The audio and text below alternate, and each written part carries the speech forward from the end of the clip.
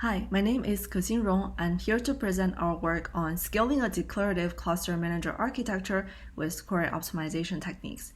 This is joint work with Mihai, Atina Gueros, Lalith, and Amy. Cluster managers play an important role in today's data centers by distributing workloads to resources. So if you have large training jobs or want to deploy an application to the cloud, you can containerize these jobs and then pass it off to a cluster manager such as Kubernetes or OpenShift, who then does the hard job of assigning these workloads to physical or virtual resources and making sure that the infrastructure is configured so that it complies with user-specified policies and requirements. And obviously, this is a hard job, especially since these workloads can be highly heterogeneous, so cluster managers are known to be hard to build. So throughout this talk, we're going to use Kubernetes Scheduler as an example of a cluster manager, but neither the problem nor the solution that we discuss in this work is specific to Kubernetes. So in Kubernetes terminology, pods are containers and nodes are physical or virtual machines. The magic happens at the scheduler, whose goal is to assign pods to nodes. So the pods can come with various requirements. For example, they might require a certain amount of CPU or memory usage. Some of them want to be placed together. Some of them do not want to be placed together. And there are also various soft constraints such as load balancing. So overall, the scheduler supports something like around 30 different types of hard and soft constraints that you can configure.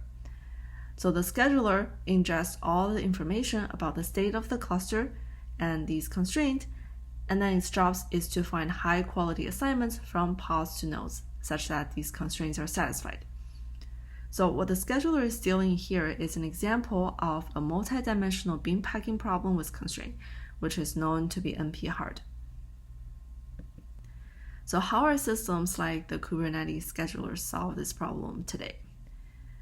So today, these systems are typically built with a combination of ad hoc data structures to store relevant cluster state, plus a set of custom best effort heuristics for making these assignment decisions.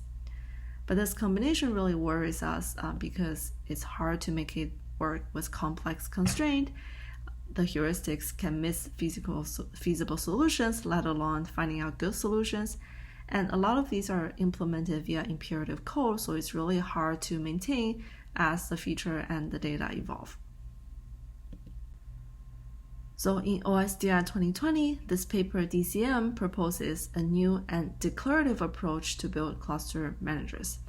So then the developer is really in charge of specifying what the cluster manager should achieve, but not how. So the main idea is that we can replace all these ad hoc and in-memory data structure with an actual relational database, and then the constraints can be specified using a SQL-like syntax. The cool part is that once we have these database and constraint in place, we actually have enough information for a compiler to go in and pull relevant states from the database and generate code to encode everything into a constraint optimization problem. At this point, we can just pass a problem to an off-the-shelf constraint solver who will figure out a good assignment instead of us using imperative custom heuristics. And then we can go back and update the cluster state database with the assignment, and then the loop continues.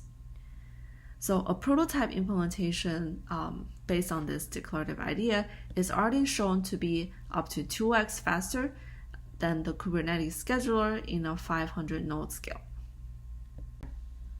So our VLDB23 work builds on top of DCM and tried to scale the DCM architecture from moderately sized enterprise clusters with hundreds or thousands of nodes to hyperscale clusters with tens of thousands of nodes. So our key contribution in realizing this scalability improvement is the formal definition of the constraint query language, which we call C-SQL, where C stands for constraint.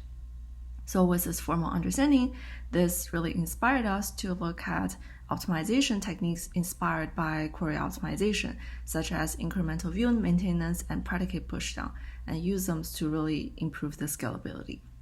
So in the rest of the talk, I'm going to give you a brief idea of what the C-SQL language looks like and how we are able to adapt these query optimization inspired techniques.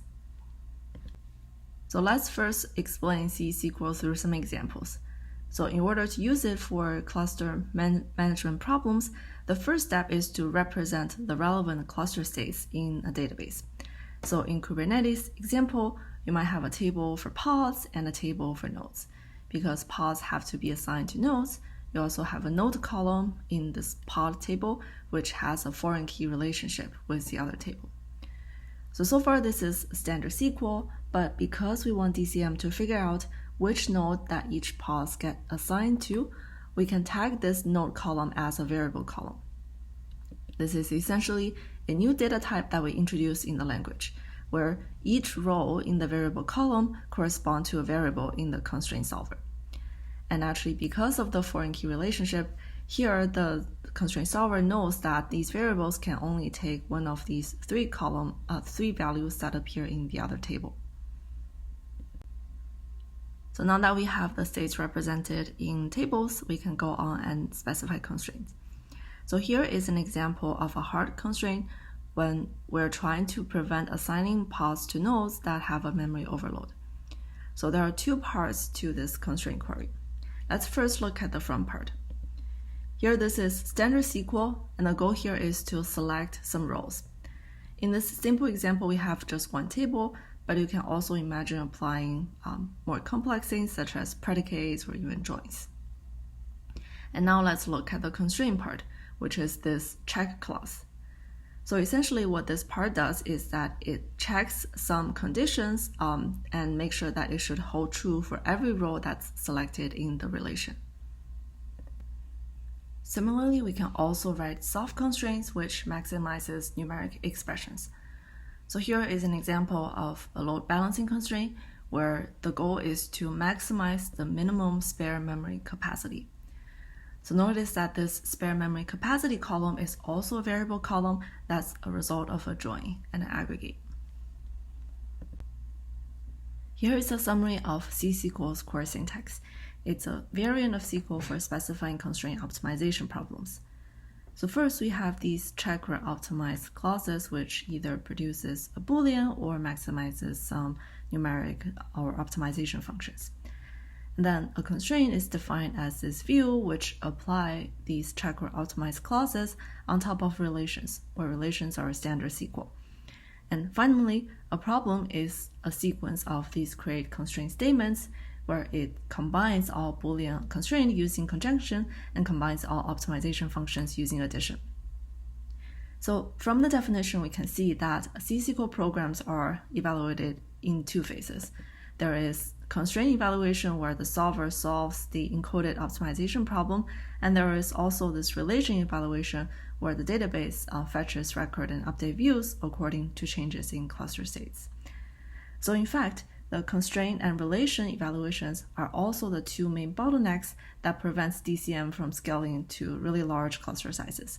So because of C-SQL's high similarity to SQL, we were inspired to apply query optimization techniques to address these two bottlenecks, which we'll discuss next. Let's first look at the evaluation of relations.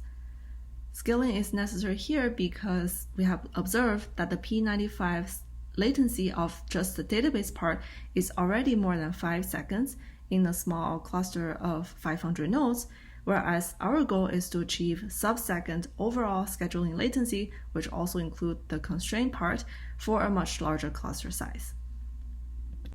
Our idea for scaling the relation evaluation is based on the observation that cluster management problems are highly incremental.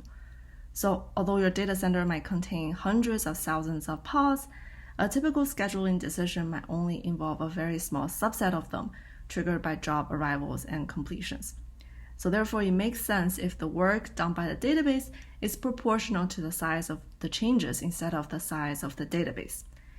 And this is exactly the idea of incremental view maintenance, and not surprisingly, we decided to replace the query engine of the database in DCM with an IVM engine called ddlog, which can take a SQL query and automatically figure out how to incrementalize the computation. So although the idea of IBM is not new, it is non-trivial to have an integration of an IBM engine to support a large set of SQL features used in DCM, such as group by, having, window operators, over, and union. And we have open source our integration for future researchers. Using an IBM engine significantly improved the database performance. So on this same plot of database latency, here the new blue curve is showing the latency after we swap to an IBM engine, and we observe that the P95 latency reduces from larger than 5 seconds to under 2 milliseconds, which is a 3000x improvement. So having the incremental computation backend was really fundamental to improving the scalability of DCM. In addition to improving in performance, another important benefit of using IBM is that it also simplifies the code that users have to write. So here is an example view which computes a group of pods that should not be placed together on the same nodes. So all these boxes represent different tables that are joined and filtered together to come up with the final view. So previously, to keep the performance tractable, users had to simulate the incremental behavior by manually splitting tables into changing and fixed portions. So here, basically all tables in blue were implemented using split views. So for example, for this pods table, we had it split into 2 tables, one for pods that have already been assigned. This is the static part, versus the pods that are yet to be assigned, which is the dynamic part. So as you can see that this really complicates the code path and blows up the schema. But with IBM, none of these is needed. So for views like this interpod anti-affinity matches view, we're seeing an around 3x reduction in code size from over 180 lines to around 60 lines. And we have more details and case studies about the code simplification in the paper. Now the relation evaluation is fast. The bottleneck shifts to the constraint solver, which are known to be bad at handling really large optimization problem sizes. So our idea for scaling this part is inspired by the predicate pushdown technique. So specifically, we observed that certain constraint can be moved from the constraint side to the relation side without affecting correctness. And the net effect of this is that we're going to get a reduced optimization problem size. So as a concrete and simple example, here I have a hard constraint where in the check statement, there is a predicate that checks certain attributes on this pods table. And in this case, it is perfectly okay to move this specific constraint as a predicate on the pods table in the relation side. And doing so does not affect the feasibility of the problem, but reduces the size of the optimization problem. So in the paper, we discuss more cases on when this is allowed and also discuss how we can incorporate users' domain knowledge about these optimization problems as a custom sort order on the tables. Let's look at the effect of constraint pushdown. So in this figure, I'm showing you the scheduling latency on 2 workloads, one simpler, one with more complex constraint. The red bars are the latency with IBM only, and the blue bars are the latencies with both optimizations enabled. So overall, we can see that with IBM and constraint pushdown, we're able to achieve sub-second scheduling latency at large cluster sizes with 50K nodes. And also notice that the gap between the red and the blue is a little more pronounced in the simple workload because we're able to cut down the optimization problem size more aggressively compared to the complex workload where we have to be more conservative. But in both cases, the optimizations did not affect the correctness of the problem. So in summary, in this work, we introduced ZSQL, which is a SQL variant for constraint optimization. We explored 2 query optimization inspired techniques to optimize the evaluation of ZSQL programs, which as a result improved the scalability of DCM to hyperscale cluster. We have open sourced our code on GitHub. We will encourage you to give it a try, and thank you for your time.